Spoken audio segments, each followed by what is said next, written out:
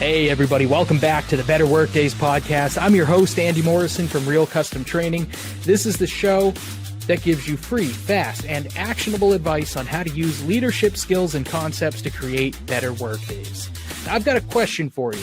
Imagine this scenario. You're a member of a team, or perhaps you're the leader of a team at work. And you all get to work, and on your desks or on your workstations, there's a whole bunch of instruments one day. There's a guitar. There's a bass guitar. There's a drum set. There's some ukuleles. There's some triangles. There's some kazoos. And the big boss comes in and says, hey, today you've all got to compose and perform a song together using all of these instruments. Now, likely not everyone on that team would know how to play those instruments. And you would say, boss, that is a outrageous request. We don't know how to play these things. How can you tell us to get together and write and play a song with them? That would be absurd. Yet, what's not considered absurd is that similarly, we are asked every day in the workplace to work as a team despite having never been trained or taught how to do so. I go back to my college days and even in grad school, the dreaded group project, right? That's how we think we're teaching people to work in teams, by throwing them into a team-based project. That's the same as giving them the instruments and saying, go play the song. You've got the instruments. You've got what you need, but we never learned how to play those instruments. So when you do group projects and say, well, this is because in the real world, you're going to have to work in teams. That is true. Yet you are essentially asking us to play instruments that we have never been taught how to play. There is a way to work as a team member. There's a way to be collaborative. And this episode is about team building, which is essentially the process of helping the team learn how to play its instruments. So this episode is for those of you who are leading teams and who have been tasked with team building. This episode is going to help you determine, does your team need team building? And look at that. The graphic came right up. You can still see me. I can get over here and say, hey, everybody, we got a good one this week. I can go over here. Hey, does your team need team building? Watch this episode and you'll find out. Okay, I promise. You'll know by the end if your team needs team building. All right, so what we're going to do is take a look at whether or not your team needs team building. And I'm being a little silly, but I mean it. I'm actually going to help you determine that in this episode. Does your team actually need team building? Because not every team does. That's a misconception. So the first thing we got to do, just like in the workshops I run, the first thing you got to do is make sure we're talking about the same stuff. Make sure we have the same definitions in mind. So first of all, before we define team building, we got to define what a team is. Because in my experience, right, companies love to tell people they're part of a team. Meaning, hey, everyone under this roof, everyone under this organizational roof, we're all on the same team. And I know what they mean. That's true, and it's true, but technically, when you get into, the science of teams and the studying of it, that's actually not the case. A team, as we're going to look at, a team is a group of people who must directly, that's a key word, directly relate together to achieve shared objectives. That's what a team is. So I'll give you a personal story about how this word gets misused. When I worked at Quittawag Valley Community College, I've mentioned this before. I was going to say complained, but I don't think it's complaining, because it's I share these grievances I had in the hopes of helping you achieve a better result, avoid these things. So that makes it not, complaining has no result in mind. Anyway, when I was at QVCC, they started consolidating the 12 community colleges in Connecticut. And so I was given a regional boss who oversaw my department, non-credit, continuing ed. She oversaw my department at QV in Danielson.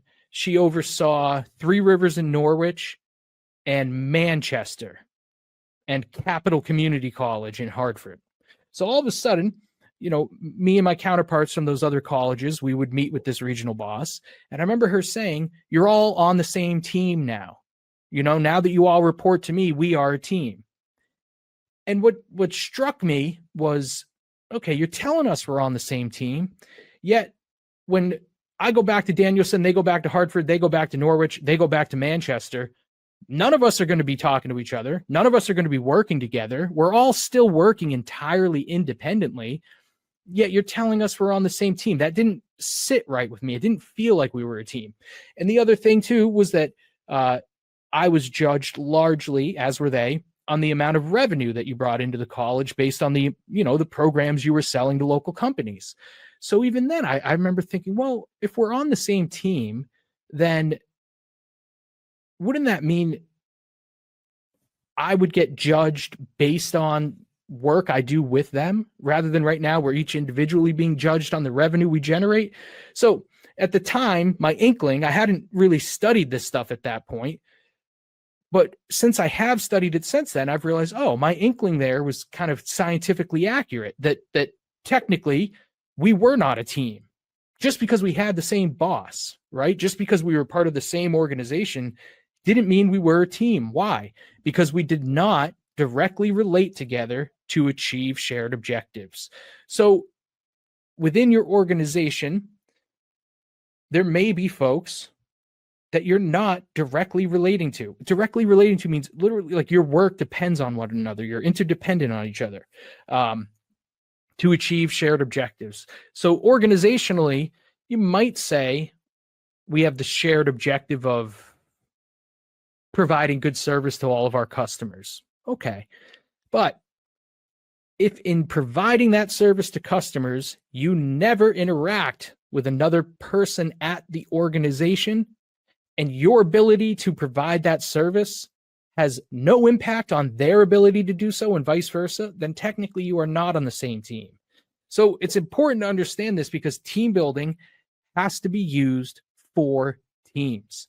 Sometimes organizations will bring trainers in and want to do an organization-wide retreat, and they'll call it team building, but that's not technically team building because technically that is not a team. Your team is the group of people who are directly working together on shared objectives. Now, since we've got the definition of team out there, if you have your team, what does it mean to conduct team building? This gets debated a lot. A lot of people will say, we're going to have a social event for team building. And that can be part of it. Socialization is important, but that's not quite team building. Team building is the deliberate process of facilitating the evolution of a close and effective work group. Work group, another word for team. So as a leader, as the manager, as the boss, when you're tasked with team building, it means you've got to take this group of people who have shared objectives and turn them into a group of people who are directly relating together to achieve those shared objectives, and they're doing it closely and they're doing it effectively. Effectively is key. Let me show you another model. You might remember this one, the effective success model. Okay. So in this case, you can look at the leader and the follower. You can think of the follower here. I know it depicts an individual. Think of it as the whole person. Think of it as the whole team. The leader's got to influence them. Now, achieving shared objectives. You could achieve that result, which would be success. But if you do so in a way that doesn't have the group working closely together, that doesn't build relationships in the group, then you might consider that ineffective success. We've talked about this before. Not all success is created equally. It's basically about how did you go about getting those results.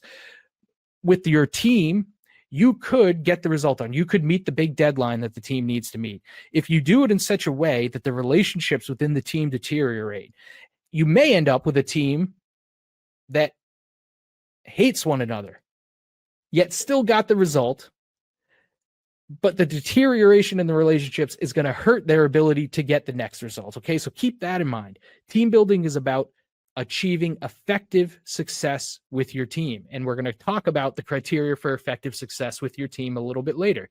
So you've got team building down. We understand what team building is now. Okay. It's a deliberate process of getting the group to evolve. Keep in mind that phrase evolve.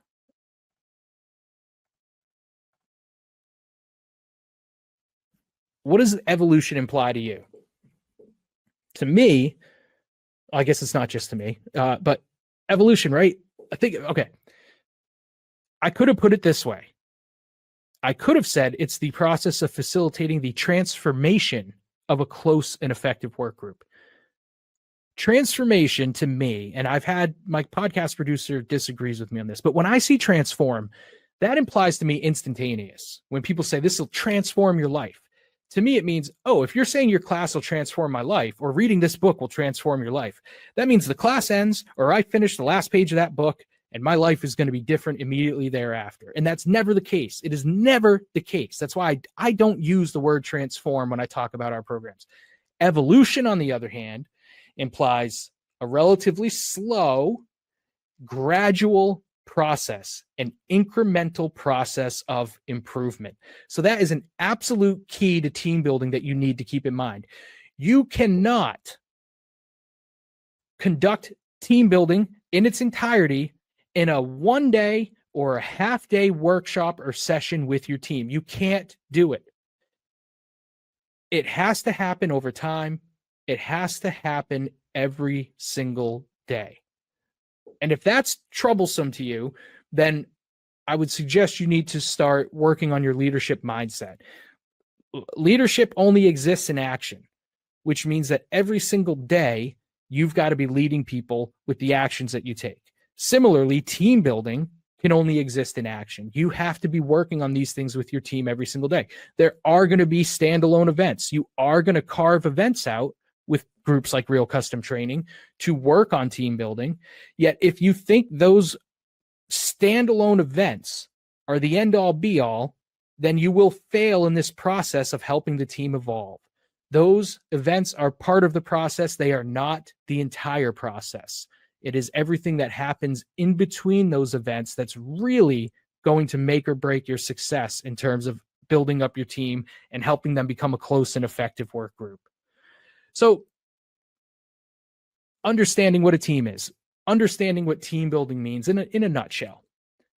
What I'm going to do next is help you determine, okay, here's the real value of this episode. Let's very quickly, because I know you're busy, let's very quickly determine if your team needs team building. I'm going to ask you 6 questions. You can answer them, and you'll know whether your team needs team building. My first question for you, is the team leadership coherent, visionary, and accepted? Keep in mind there, you can have a coherent leadership vision, but is it accepted? That's the key. Have your people on the team bought into your leadership? If not, then the answer to this question is no. Even if you think it's coherent, even if you think it's visionary, if the people on the team have not accepted it, the answer to question number 1 is no. Question 2, does everyone understand team roles, functions, and deliverables? Is everyone clear on what their role is on the team, what the function is, and what they're supposed to be delivering? Question 3, have the team members bought in emotionally? Question 4, is the climate energetic, empowering, and positive? Question 5, are your team meetings efficient?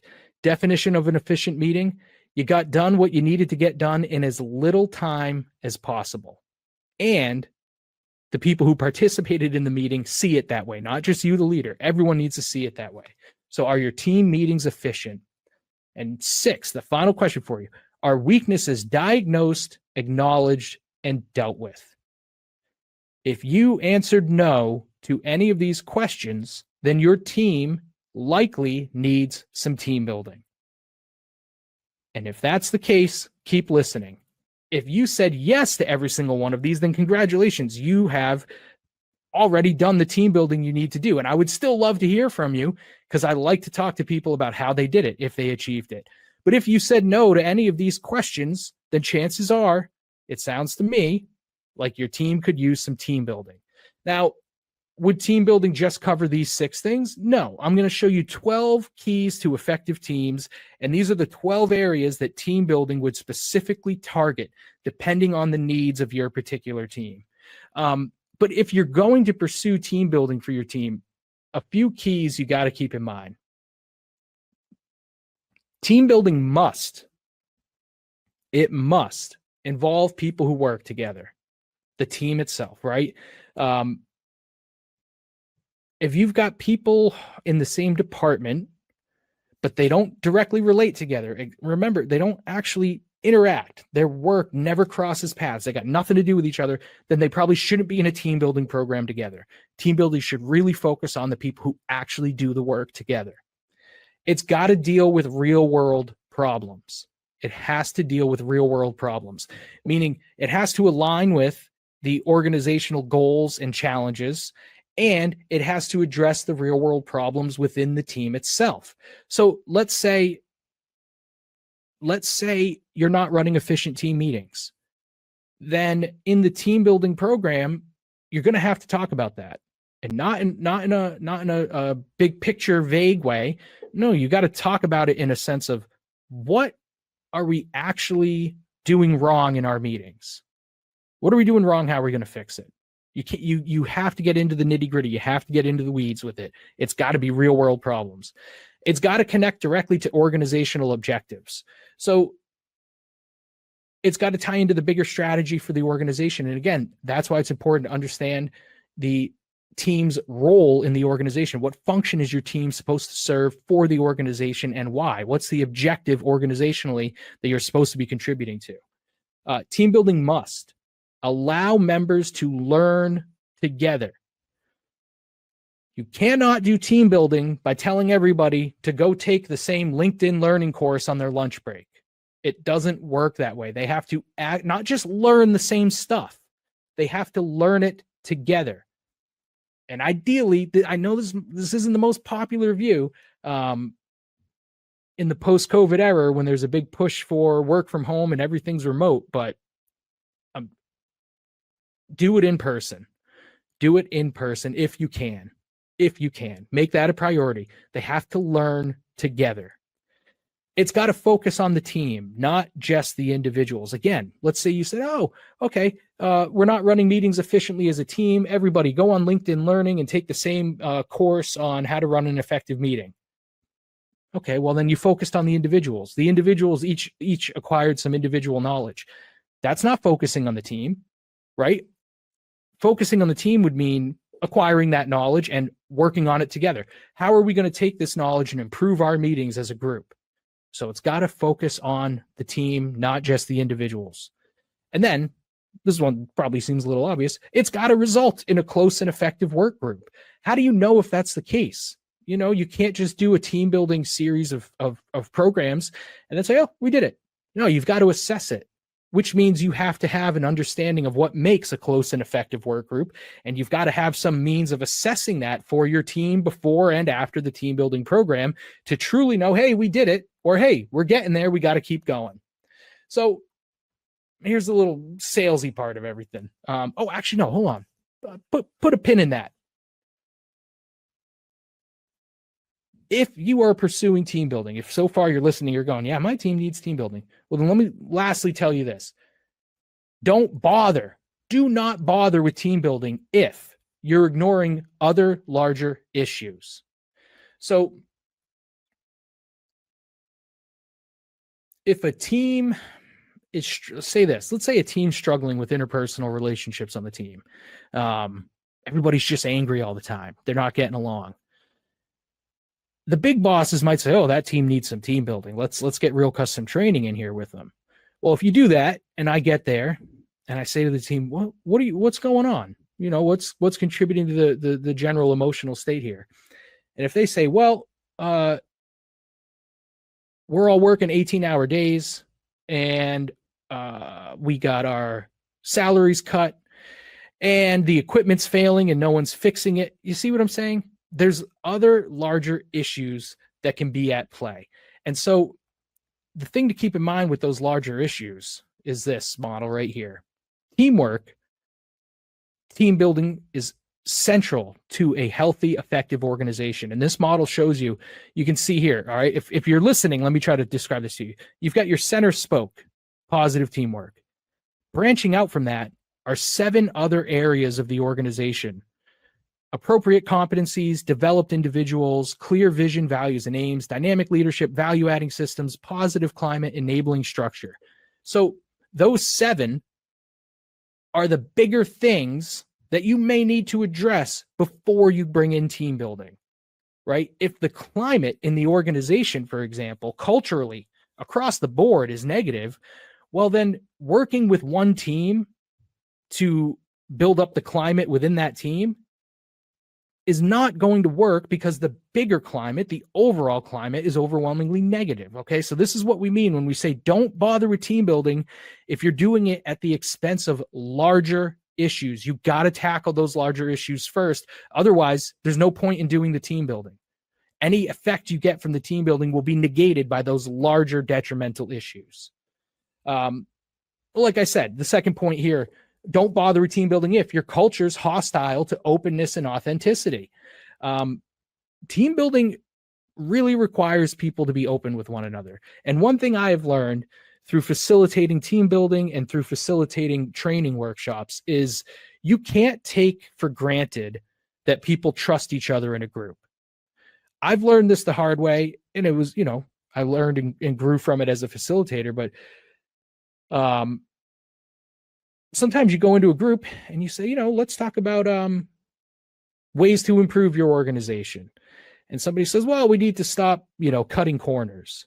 And someone else might say, are you saying I cut corners? Is that what you're saying? And for me as the facilitator, it's like, whoa, okay, hold on. Kind of took for granted, like, that everyone here is open enough to have these conversations. Now I know we got to work on developing that trust, developing skills in how to give feedback. So you have to make sure that the culture is open and authentic before you do team building. And then the third point, don't bother with team building if your team members aren't ready for team building. So again, if that trust isn't there amongst the members, I mentioned feedback, right? People doing team building need to have skills and knowledge and effective feedback. Okay, because sometimes if you go into team building and you're looking for these open conversations, people that are frustrated with one another might just take it as an opportunity to unload. And that's not helpful. So first, we would have to do some training with them to say, all right, before we do the team building, we're going to put all your people on the team through our feedback workshop so that when we get into the team building, you've got some tools to help make sure you actually have productive conversations. And then the last thing, don't bother with team building if you lack internal or external facilitators. Just because you are the team leader doesn't mean you should be facilitating the actual team building sessions themselves or the process itself. If you don't have the appropriate skills, then your role as team leader is to find an external facilitator who does have those skills. Real custom training is one option.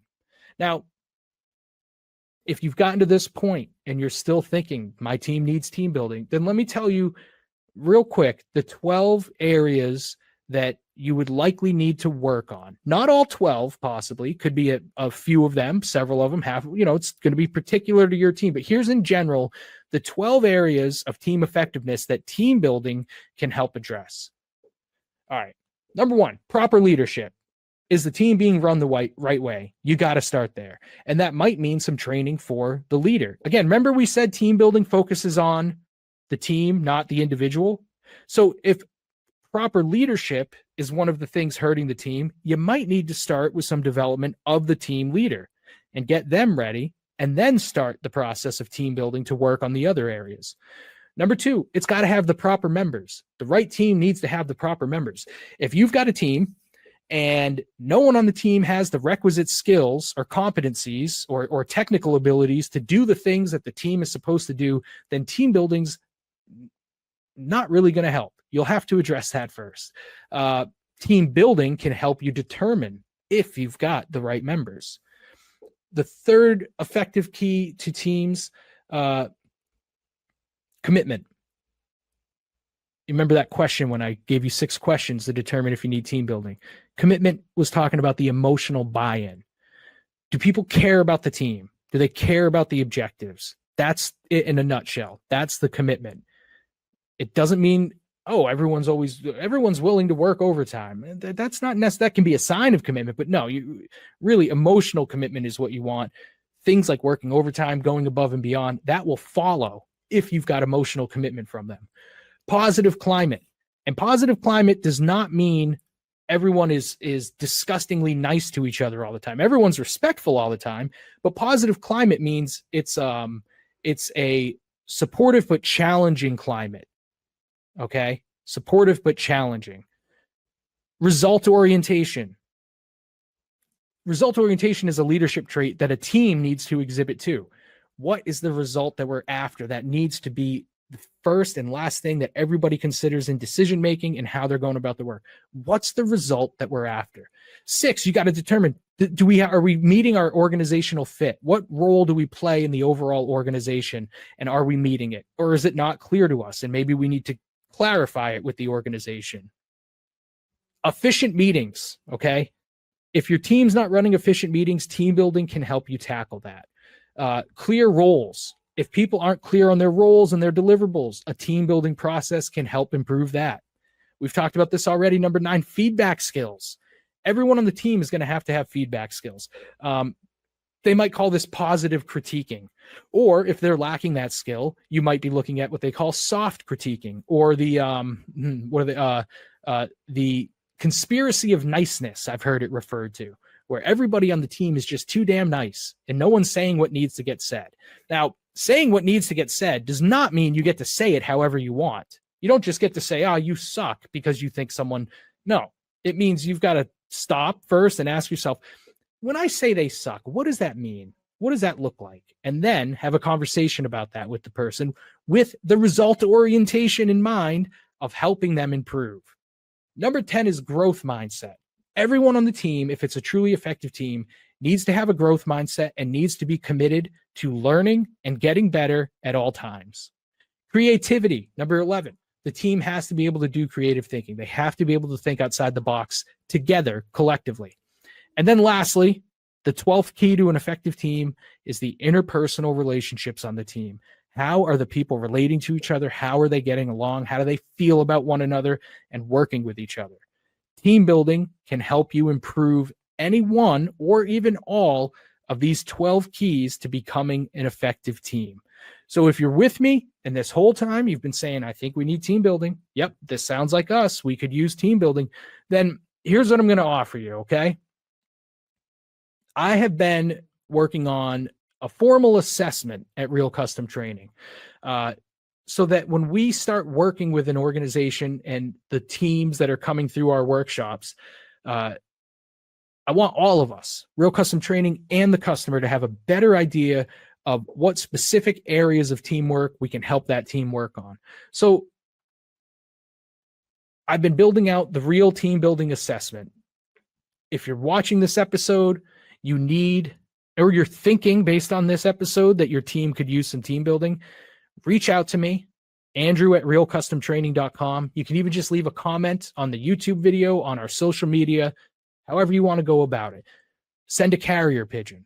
I don't know. I don't know if it'd be like Harry Potter. It would just fly through my office window. I'll leave the window open, okay?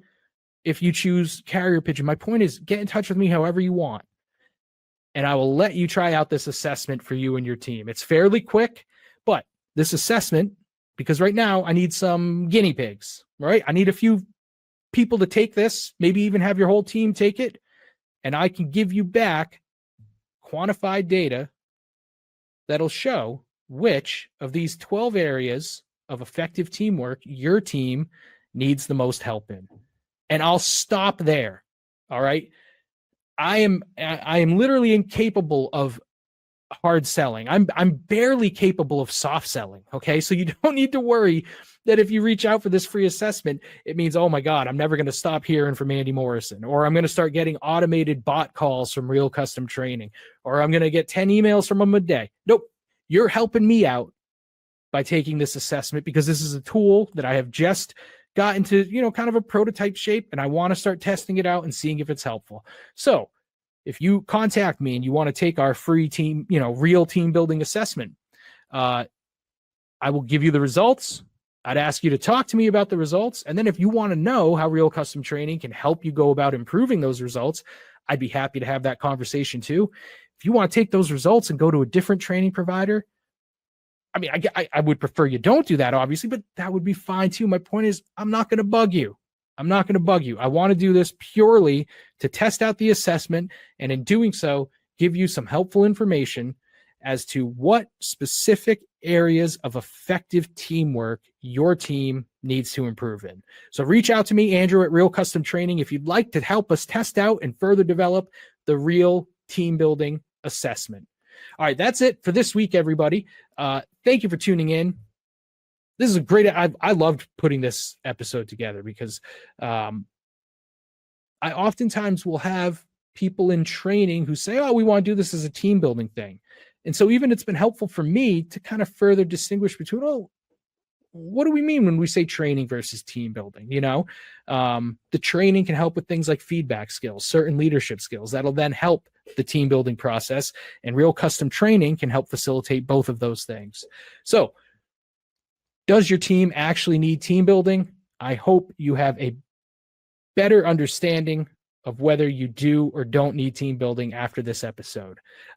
Future episodes will include, similarly, a related topic. We talked a lot about climate in this episode. Climate's another word for culture.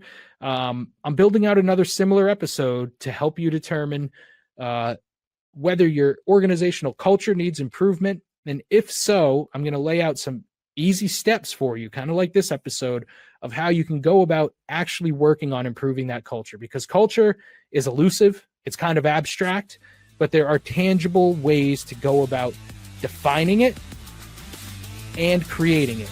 It is not as impossible as it might feel. Real Custom Training can help with that, and the first step is going to be the upcoming episode of Better Work News. All right, thank you for listening, everybody. I will see you on the next episode.